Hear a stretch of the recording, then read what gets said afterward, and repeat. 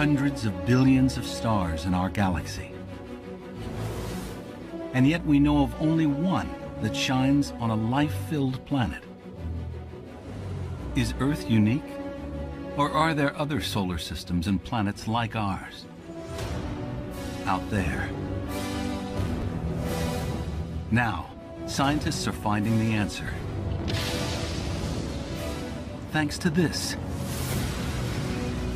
the Kepler Space Telescope, the most powerful planet hunter ever built. It's making astonishing discoveries. The sheer numbers of planets out there is really quite stupendous.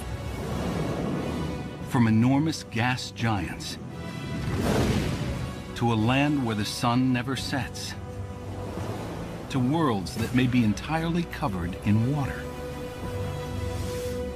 Kepler is even finding planets like our own. This might be the first Earth analog around a sun-like star that's ever been found. Scientists are beginning to wonder if those planets could be inhabited. And if so, by what? It's fun to speculate about life. But any life is going to be subject to the laws of chemistry and physics.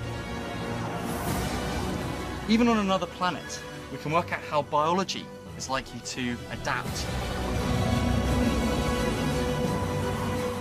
This is the story of how one spectacular spacecraft has brought us closer than ever to answering mankind's ultimate question.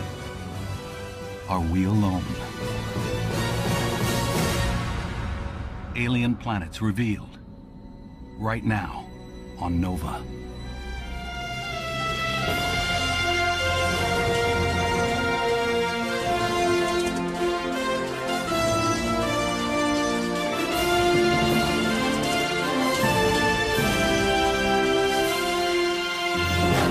Major funding for NOVA is provided by the following. The David H. Koch Fund for Science, supporting NOVA and promoting public understanding of science. And by the Corporation for Public Broadcasting. And by contributions to your PBS station from viewers like you. Thank you. Additional funding is provided by Millicent Bell through the Millicent and Eugene Bell Foundation. 22 seconds. The most ambitious planet hunter ever built sits on a launch pad at Cape Canaveral, Florida. T-minus 5, 4, 3, 2, engine start, 1, 0.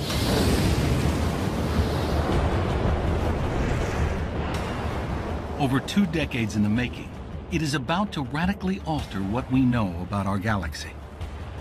0-3. Burning out of the solids for separation.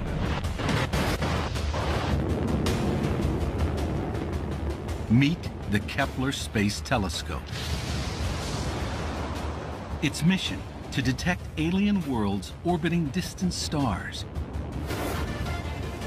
and to discover if any of them could be a suitable home for life as we know it.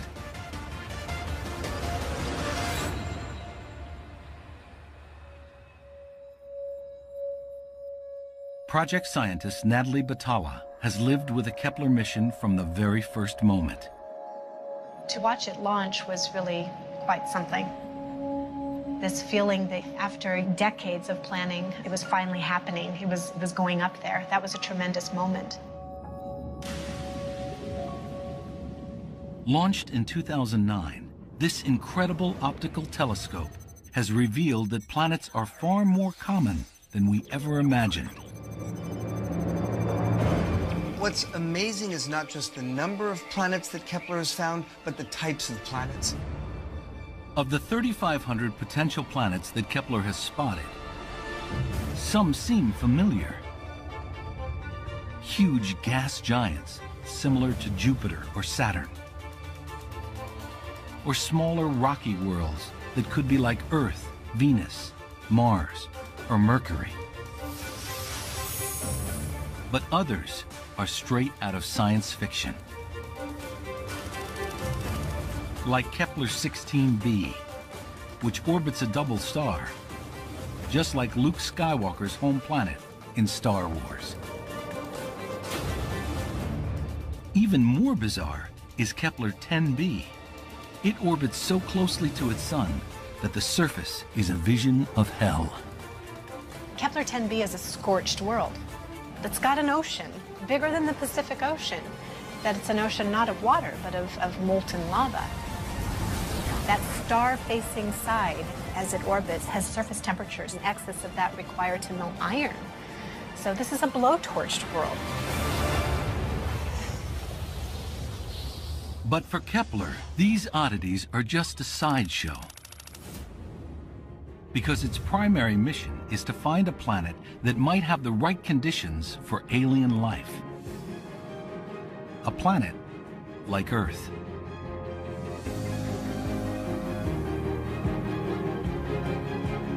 Now, Kepler might be closing in on just such a world. The Kepler data suggests that potentially habitable planets are out there. And applying the principles of biology and evolution, scientists are even beginning to guess how ETs could have adapted to their environments. The best speculation recognizes that there are rules to the game. Any life that we can contemplate is going to be subject to the laws of chemistry and physics. Kepler is finding worlds that, as far as we can tell, have the right environment, the correct temperatures suitable for life as we know it. Kepler is unique among space telescopes. Unlike the Hubble, which turned its gaze far and wide and sent back stunning images of the cosmos, Kepler is designed to stare fixedly at one small patch of sky, taking the same snapshot day in and day out for years on end. It began, as with any new telescope, with what astronomers call first light. Kepler's first light image came down to us at NASA Ames about 24 hours after we ejected the disk cover. As it filled my computer screen, the image that came to my mind was like champagne filling a glass, with all of these stars being the little bubbles. It was very exciting. Every single tiny dot that you see is a star that is in the field of view of Kepler. Kepler is focused on a small patch of sky near the constellation of Cygnus the Swan. In that area of sky are 4.5 million stars in our galaxy alone. But Kepler isn't looking for stars. It's looking for planets that orbit the stars. But that's a problem, because Kepler can't directly see planets. Planets are much smaller and dimmer than stars. They get lost in the glare. So Kepler is looking for something called a transit, which occurs when a planet passes in front of the star. As it does so, it dims the light by a fraction. That dimming is what Kepler is designed to detect. It's a principle that can be illustrated with a distant tower and a spotlight. Okay, let's imagine that there's a moth flying around that spotlight. Could we ever hope to see the moth? No way. The moth, although it does reflect a tiny bit of the spotlight's light, it's far too feeble for us to see that. Since the light reflected off a planet is typically 10 billion times fainter than the light emitted by its star, detecting a planet might seem impossible. But Kepler has a way around that problem. If the moth passes in front of the bright light, a little bit of the light that was going to reach us obviously gets blocked by the moth. Then we're able to detect the moth by measuring very carefully that very subtle change in the total brightness of the spotlight. The bigger the moth, the more light it blocks, and the more the light dims.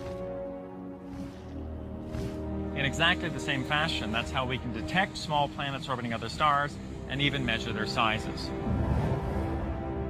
That's Kepler's primary mission, to watch thousands of stars for signs of a transit.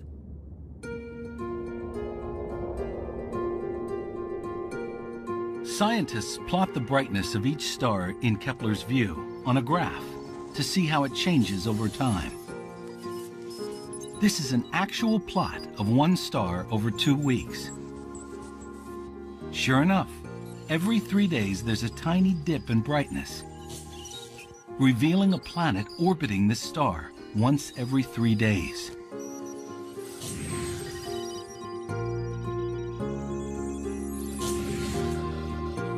Just like the moth, the bigger the planet, the more light it blocks. In this plot, a huge planet transits in front of its star, causing a much larger dip. Right from the start, Kepler saw stars dimming. By June 2010, 15 months after launch, Kepler had found over 700 potential planets. The sheer numbers of planets out there is really quite stupendous. Here you see just a small sample of them. And the planets range in size from, a half the radius of the Earth up to things that are several times larger than Jupiter. Already, Kepler's discoveries are changing what we know about alien planets.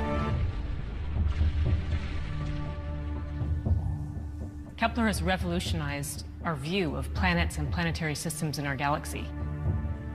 It turns out that any kind of planet is possible within the laws of physics and chemistry. Any planet you can conceive of can exist in any location in a planetary system. Extrapolating from the Kepler data, some estimates put the number of planets in the universe in the trillions. But what everyone really wants to know is, do any of these planets have life? To answer that, we have to go back to the basics and ask, is the universe full of the same stuff everywhere? Are the elements needed for life as we know it commonplace? The lightest elements, hydrogen and helium, were made in the moments after the Big Bang.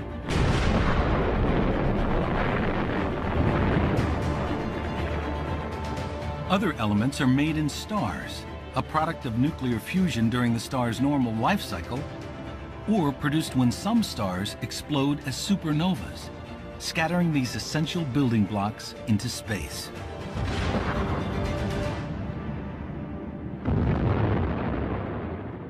Every molecule in your body, every element in your body was generated sometime in the distant past by processes within stars.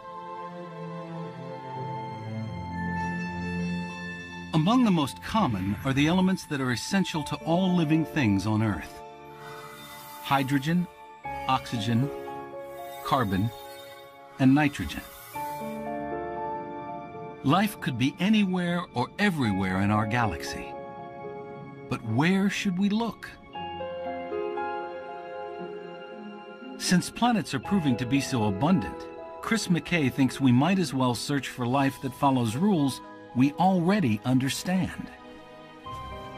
I know how to search for organic material. I know what the signatures that would be important are. So the search for life starts off following water, following carbon. Not because we can prove that that's the only way to do it, but because that's the only way we know how to do it. Sifting through the Kepler data, scientists have made a deliberate decision to look for planets that resemble the one place they know can sustain life: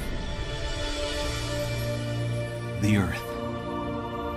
We know that the Earth is habitable, indeed inhabited, and so surely there's some drive to find another Earth-like planet elsewhere in the universe. Humanity is on a quest to find life. Kepler's objective is first to find out if planets like Earth, where we have this one example of life, if planets like that exist.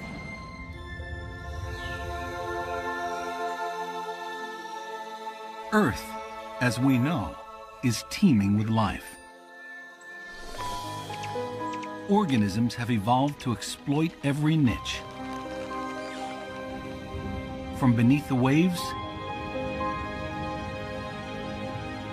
to the highest mountains. So what's so special about our pale blue world? For most scientists, the key feature of Earth is the presence of liquid water on its surface.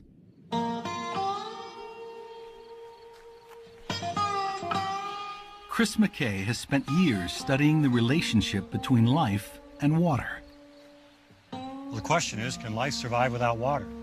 Well, this is a place to find the answer to that question. This is a desert.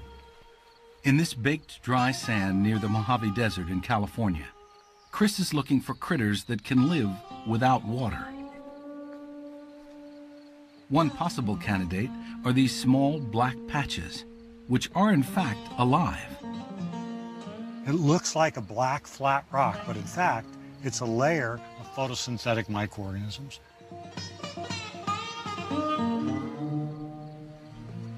But Chris has discovered that although they look bone dry, they actually require water. The microorganisms have solved the problem of the lack of water in a very ingenious way. The organisms secrete organic materials which help to hold water. They make little super sponges. And so the rare moisture that's there, they can hold it. They can hold it longer than the normal sand. These organisms have created a little tiny microhabitat in which they live. Chris has studied organisms across the Earth. In the dry valleys of Antarctica and in the Atacama Desert in Chile, the driest desert in the world. And everywhere, he's found life using similar survival strategies. We have never found an organism on Earth. The driest, coldest places, and we've looked, and boy have we looked, we've never found an organism that can make do without liquid water. So life as we know it needs liquid water.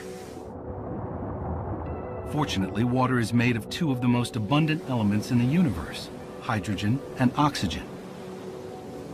We've even detected water vapor in clouds of gas in outer space.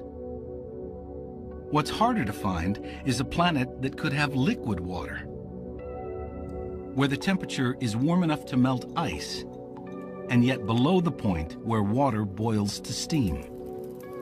The sun is like a fire.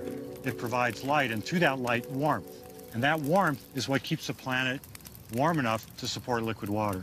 If it's too far from the sun, the water will be ice. If it's too close, the water will be steam. So it needs to be right in that zone where the water can be liquid. Sometimes we call it the Goldilocks zone. It's not too hot, it's not too cold, it's just right. Kepler's core mission is to find Earth-sized planets in the Goldilocks zone. Remarkably, this data that shows the timing of each transit is also the key to finding out how hot a planet might be. The more frequent the planet transits, the hotter it is. When a planet is very close to the star, it's going around quite rapidly. The period is very short. It can go around in weeks even around the central star. As the planet is further away, it takes much longer. A planet that orbits once a week will be close to its star and very hot. A planet that orbits every 10 years will be very far away and too cold. So scientists were looking for a planet orbiting a sun-like star roughly once a year, like Earth. On May 12, 2009, just 3 days after the spacecraft started collecting data, it saw the light from the star KEPLER 22 dim ever so slightly. 10 months later, it dimmed again. If it happened once more in another 10 months, it would confirm Kepler was seeing a transit. Sure enough, on December 15, 2010, the star dimmed once more. Kepler had discovered its first planet in the habitable zone. Kepler 22b, over 600 light-years away. Kepler 22b was the first confirmation of a planet that is at just the right temperature. So it's in the Goldilocks zone. It's orbiting a star very much like our own sun. The researchers can use the amount of dimming to measure the size of the planet. It works out at about 2.4 times the radius of Earth. So now comes the next mystery. What kind of planet is Kepler 22b? What is it made of?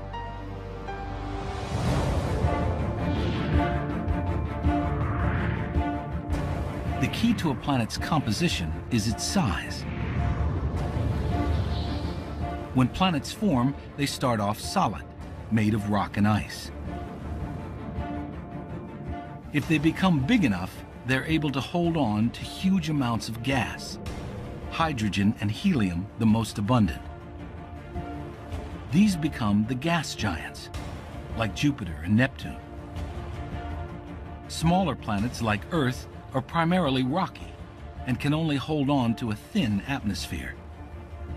Kepler 22b is in the middle, bigger than all the rocky planets in our system, but smaller than the gas giants. So is it mainly gas or rock? Astronomer Jeff Marcy is attempting to find out. Tonight, he's using the Keck telescope in Hawaii, which he's operating via video link from Berkeley, California, over 2,000 miles away. So Jeff, I just opened up and did an autofocus. We've got about 0.85 arc second seeing. That's great. Fantastic. And we're set up and ready to go on your first target. Tonight we're going to be observing Kepler 22b, the planet, which is still somewhat mysterious. We don't know whether the planet is rocky like the Earth or gaseous like Jupiter and Saturn. To answer this question, Jeff is using a very different way of detecting planets. Nicknamed the wobble method, this technique was used to find some of the first exoplanets. And it's also used to find out more about the planets discovered by Kepler.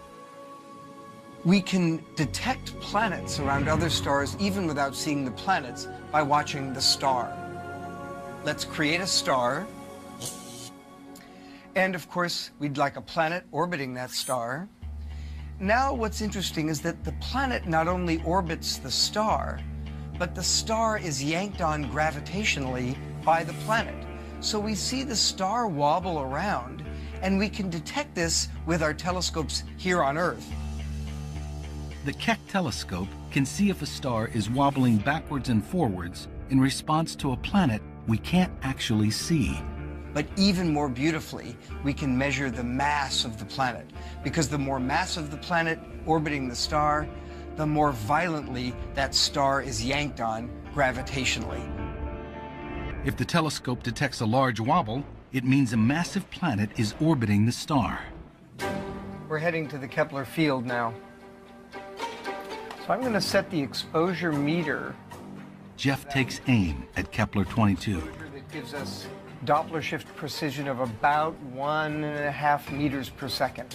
So we'll be able to measure the speed of the star to within plus or minus human walking speed. Here we go. And there it is, Kepler 22. Looks beautiful. Even with this high level of precision, Jeff fails to find a measurable wobble, which means that the planet is not extremely massive. So far, what we can tell is that the planet is probably not purely solid. It's not a big ball of rock. Kepler 22b could still be a gas world, a kind of mini Neptune. But there's another possibility that's even more intriguing. this planet might be unlike anything in our solar system. A water world.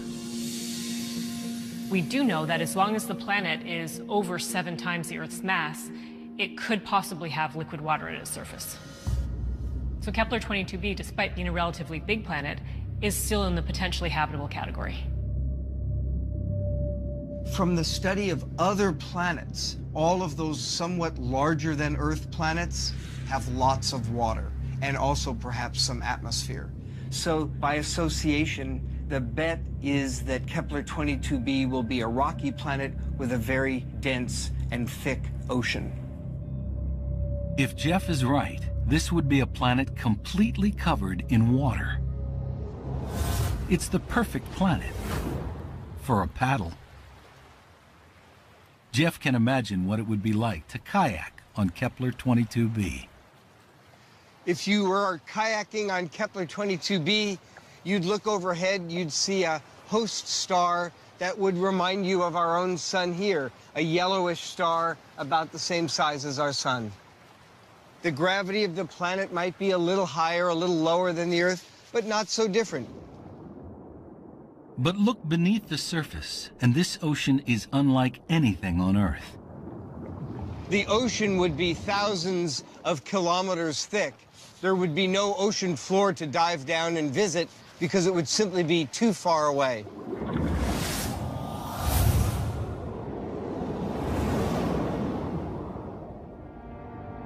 Kepler 22b could have all the ingredients for Earth-like life. Energy is plentiful in sunlight from the nearby star. The necessary elements, like hydrogen, oxygen, carbon, and nitrogen, are commonplace throughout the galaxy. But for life to occur, these elements would have to form into a molecule with a very special property. A molecule that can self-replicate like DNA. Life is a chemical system capable of Darwinian evolution. We need molecules for life that contain information. We need molecules that can mutate so that that information changes and that can be inherited. I suspect that carbon is going to be the stuff of life, and there will be information-containing molecules such as DNA. Even here on Earth, we don't know how DNA first came to exist. But even if the creation of a molecule that works like DNA is unlikely, life may have sheer numbers on its side. It may be that only one planet in a million will give rise to life. But on the basis of Kepler, some people have suggested that there might be 10 to the 19th planets in our galaxy or in nearby galaxies. That's a very big number. And so the probability that life exists elsewhere is pretty high. It's this emerging statistical fact that leads many scientists to be confident that extraterrestrial life does exist. Is there life elsewhere? Well, our galaxy alone has 100 billion stars. If DNA, or a similar self-replicating molecule, has formed on any of those planets, life could have been around for some time. If we go back to the very oldest sedimentary rocks on our planet and look for the signature of life, it's already there. And that tells us that life arose early. But early life was limited to simple single-celled organisms. Microbes had the Earth to themselves for billions of years before complex life evolved. It may be that microbes rule our galaxy as well. The most probable life on other planets would be something much more similar to bacteria than to you or me. Of course, we don't know how likely it is that complex life would evolve on an alien world. It's still very much an open question as to whether life could get started in such a water world. But over billions of years, if the climate was stable enough, evolution will have had the chance to get beyond microbial life to forests of complex, advanced trees. Could plants adapt to life in an endless ocean? On a water world, the main challenge that these plants are going to face is remaining buoyant. You can't start sinking down if you want to float. Perhaps by having bladders filled with gas that help you to buoy up in the water. While scientists can speculate about life on Kepler 22b, for now there is no way to confirm that there is water on its surface. Fortunately, it isn't the only potential life-supporting planet Kepler has found. On February 28, 2012, nearly 3 years after launch, NASA announced over 1,000 potential new planets. One of these was orbiting the star KOI 2626. This potential planet is about 1.5 times the size of Earth, small enough that it's likely to be rocky. But there's a problem. It doesn't orbit a star like our Sun. It orbits a very different kind of star. When I was a kid, I was told in school that the Sun is an average star, which is a complete lie. The Sun is not an average star. Most stars in the galaxy are much less massive and put out much less energy than the Sun, and we call these very low-mass stars M-dwarfs. Our Sun is yellow in color, very massive, very large, and compared to it, these low-mass M-dwarf stars are tiny. They're only about 10 or 20% the size, 10 or 20% the mass, and they only put out 1/1000th the amount of energy. M-dwarf stars, also known as red dwarfs, make up over 3/4 of all stars in the universe. Because the star is so small, it's easier to spot a small planet orbiting one. Even though an Earth-sized planet covers only about 0.1% of a red dwarf, it typically dims the light by an easy-to-see 1%. Dave Charbonneau and his team have searched through the Kepler data, and they found that more than half of all such stars have planets Earth-sized or a little larger. But could a planet orbiting such a dim star be warm enough to have oceans of water and even life? An M-type star provides much less sunlight than our star. To get the same amount of warmth, just like this dimmer fire, you have to move in closer. There's still a habitable zone. You can get close enough to the star that it's warm enough for liquid water. KOI 2626.01 orbits its red dwarf star once every 38 days. But being so near to a star can create a strange situation. Gravity from the star pulls more strongly on the closest side of the planet. A slight drag that can cause one side to always face the star. Astronomers call this tidal locking.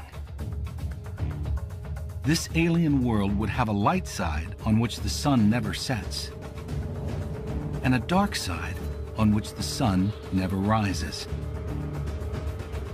At first, scientists thought that this would make the planet impossible for life because it wouldn't have an atmosphere.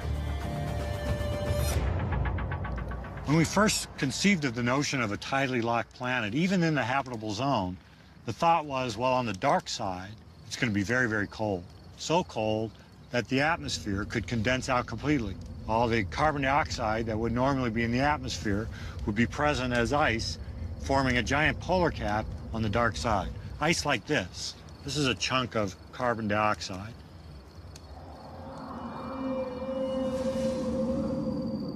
But atmosphere expert Kevin Hang wasn't so sure. He builds computer simulations of alien atmospheres. He's a kind of interplanetary weather forecaster. Hang used what we know about the red dwarf planet to simulate the atmosphere. And this is what he came up with. A map of the whole planet laid out flat, the colors representing the predicted temperature. What you're seeing is a temperature map near the surface. Right in the middle of the map is the point where the temperatures are expected to be the highest. And this temperature difference between the hot side and cold side has a profound effect on the atmosphere. Here on the dark side, the air cools and sinks, spreading out around the planet. That creates a wind that blows along the surface to the hot side. Here, the air heats up and rises before returning to the cold side. So if this planet has an atmosphere, it would have a permanent planet-wide wind system. This reduces the temperature difference and keeps the atmosphere from freezing, which means that the planet might be habitable after all, with a stable atmosphere and in some places, a pleasant climate. You probably want to live close to where the day side transitions into the night side, the so-called day-night terminator, where temperatures are between 10 and 20 degrees Celsius. So a good spot for real estate. If there is plant life here, it would have to adapt to an endless deep red sunset. Here on Earth, most plants capture energy with chlorophyll, a green pigment adapted to harness the yellow light from our sun. But on a red dwarf planet, with its red light, an alien plant-like species might adapt to produce different pigments.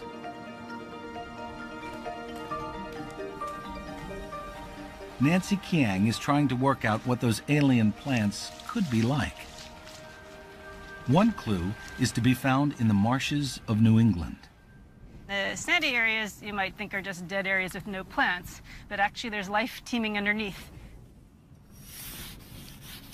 Living in the sand are layers of photosynthesizing bacteria. What we see here are different kinds of bacteria that are photosynthetic. Each layer has different pigments that absorb different wavelengths of light. The bacteria in the top layer are green. They use the same chlorophyll that plants do because they receive the full spectrum of sunlight. But many of those frequencies get absorbed, leaving the lower layers with a different color of light.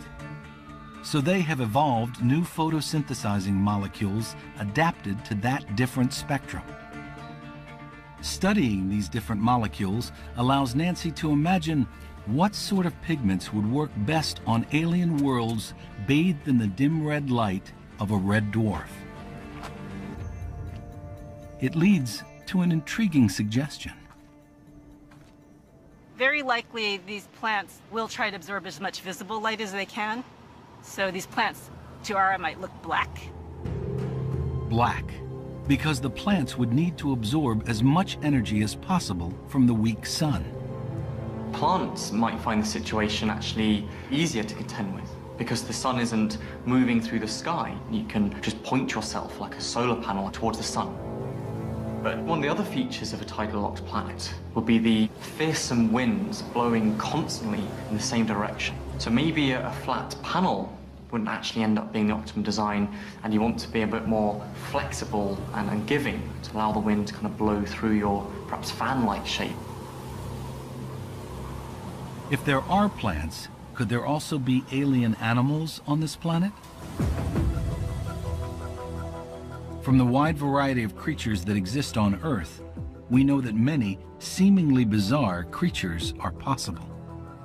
It's fun to speculate about what life might look like on another planet. I think it's legitimate science insofar as it tells us that there are rules to the game. Any life is going to be subject to the laws of chemistry and physics.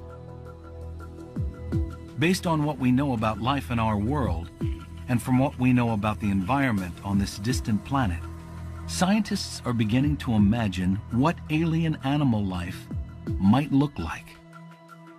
On Earth, we find filter feeders, life that filters particles or little grains of food out of the water as it wafts past them. On a planet like this, we might find a similar strategy on the land. So maybe we'd find something like land whales that aren't filtering out plankton from the sea like the whales in our oceans, but are great big static animals that try to filter out particle matter from their wind to feed off.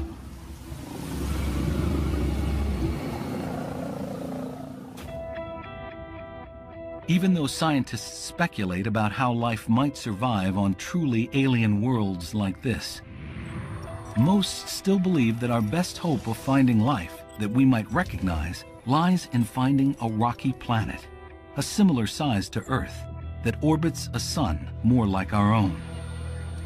It's a challenge of astronomical proportions.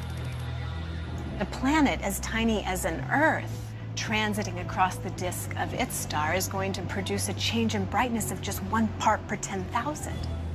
Imagine the tallest hotel in New York City, and everybody has their light on, and one person in this hotel lowers the blinds by about 2 centimeters. That's the change in brightness that we're trying to detect from the transit of a planet as small as an Earth passing in front of a star the size of our sun.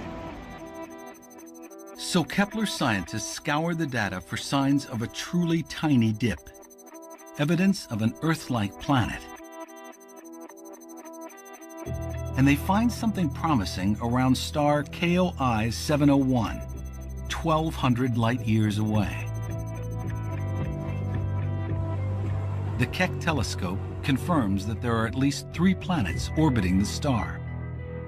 The third planet out, that planet is in the habitable zone. But it's also large, like 22b. It's like Kepler 22b. It's, probably a water world. The team was about to go public when something extraordinary happened. So 701.03 was done. In the bag, nice ribbon tied around it, ready to go off to the publisher for publication, when we got an email from one of our team members telling us that he'd spotted what looks to be another interesting signal in the data. What Natalie's team member had spotted at the last moment could turn out to be one of Kepler's most exciting discoveries. It looked like KOI 701 didn't just have 3 planets orbiting it. There were 4, and this new potential planet was in the right place and the right size. We examined the data more carefully, and there is another planet that is smack in the habitable zone, and it's only a little bigger than the Earth. It was exactly what Kepler had been searching for. A planet in the habitable zone, small enough that it could be made of water and rock, like the Earth. And so this is something you could stand on, something that's rocky. This might be the first truly Earth analog around a sun-like star that's ever been found. The planet, today confirmed as Kepler 62F, is over 1,200 light-years away. Even our fastest spacecraft would take many millions of years to reach it. But this could be the most Earth-like world Kepler has found. And that's the amazing planet that has the hairs standing up on the back of my neck. If this planet has oceans of water and rocky land masses, then the possibilities for life here could be as numerous as they are on our own planet. On our planet, we began with simple bacteria, and today we have a planet that has 10 million species of animals, plants, fungi, kelps, all sorts of things. In the oceans, the environment could be surprisingly similar to that on Earth. The density and properties of water are dictated by the laws of physics, which are universal. What we might expect is for the aquatic or the marine life to be actually pretty similar, pretty familiar to what we know on Earth. Because the main consideration is being able to move through the water as efficiently as possible. So you want to be hydrodynamic, you want to be streamlined in your shape. And a very good streamlined shape is known as fusiform, you become bullet-shaped, just like most fish on Earth.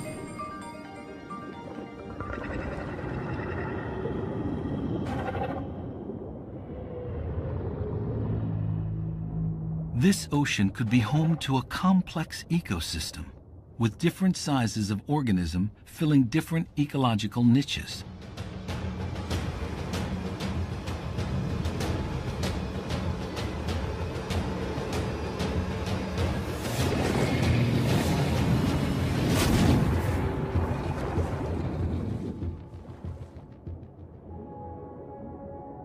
But because this planet is 40% larger than Earth, it's likely to have stronger gravity. So what might we find on land? Animals will respond to the increased gravitational pull on a larger planet. And so they would want to have body plans which are also very strong, so with column-like legs to support their increased weight. On Earth, all vertebrates have a maximum of 4 legs, because all animals with a backbone evolved from a fish that had 4 fleshy lobed fins. But could aliens have more legs?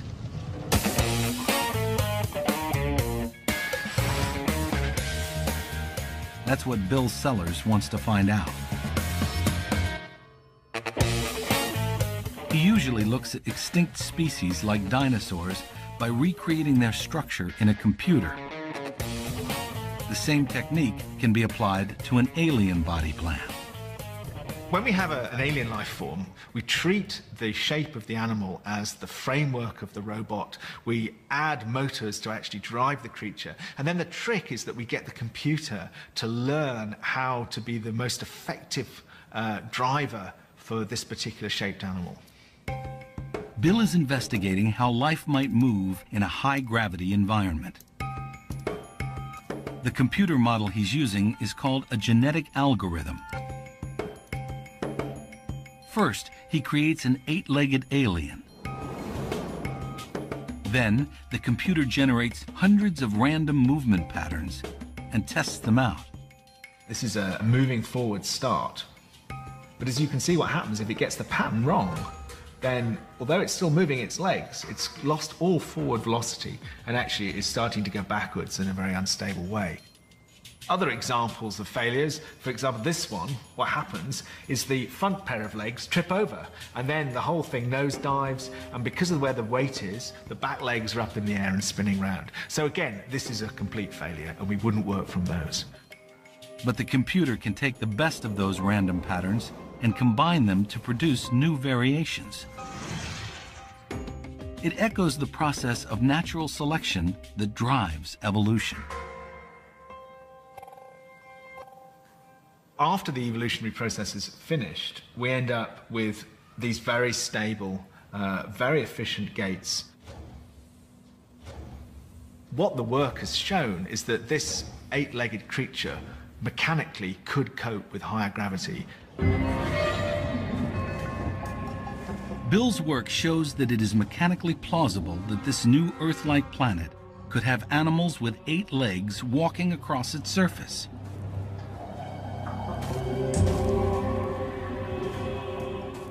If this planet does have complex animals, could it also have intelligent life?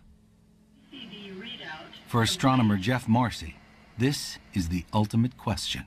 We really don't know. First of all, we don't know how commonly life gets kick-started. And secondly, we don't know how commonly it evolves into intelligent life.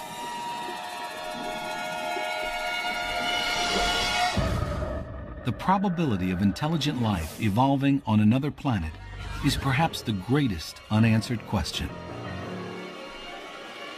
But there are hints on Earth that intelligence might be the exception, not the rule. Sharks, like the ones we see here, have ruled the seas for 400 million years, and yet their brains are no larger than peas. How could it be that after 400 million years, sharks have not developed a higher intelligence? And of course, the answer must be that high IQ sharks compete no more successfully than the less intelligent sharks among us. And that tells us something frightening about life elsewhere in the universe. Perhaps the intelligence of which we humans are so proud is not an attribute that is strongly favored in Darwinian evolution. If Jeff is right, human intelligence may be the result of a very unusual set of circumstances that just happened to make our ancestors develop bigger brains. But others, like Sarah Seeger, are more optimistic. It's a tough call about whether or not there's intelligent life around any of the nearest stars. I believe there is intelligent life out there somewhere in the galaxy, and that a future generation may be able to establish contact. While the chances of intelligent life evolving may be small, the number of places it could be is huge. About 900 of these planet candidates are twice the Earth's radius or smaller. So what this collection of exoplanet candidates is telling us is that small planets, planets like Earth, might be common.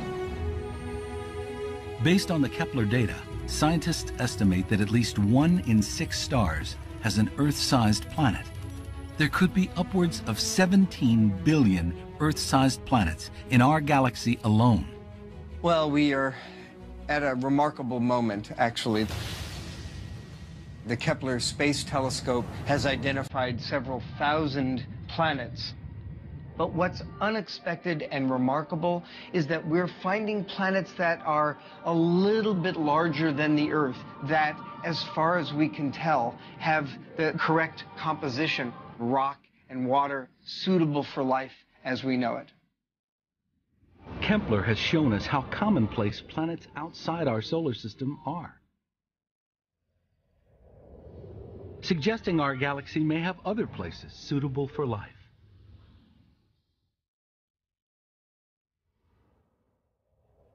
Kepler continued to collect data until May 2013, when the guidance system failed, and it lost its steady lock on the stars it had watched so keenly. But the hunt for alien planets is far from over. Kepler may have a second life, using pressure from sunlight to keep it oriented. And in coming years, new planet hunters will take up the quest, exploring the age-old question, are we alone?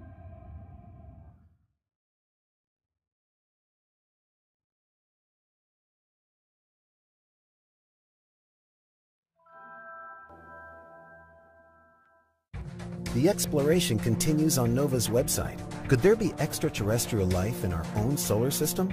Planetary scientist Carolyn Porco thinks a tiny moon of Saturn's may be the best place to look.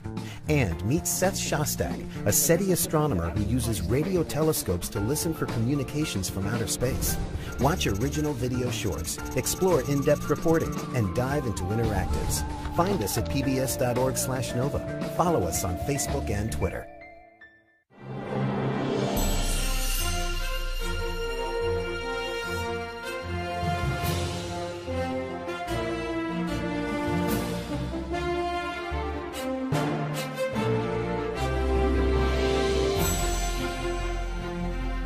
This NOVA program is available on DVD. To order, visit shoppbs.org or call 1-800-PLAY-PBS. NOVA is also available for download on iTunes.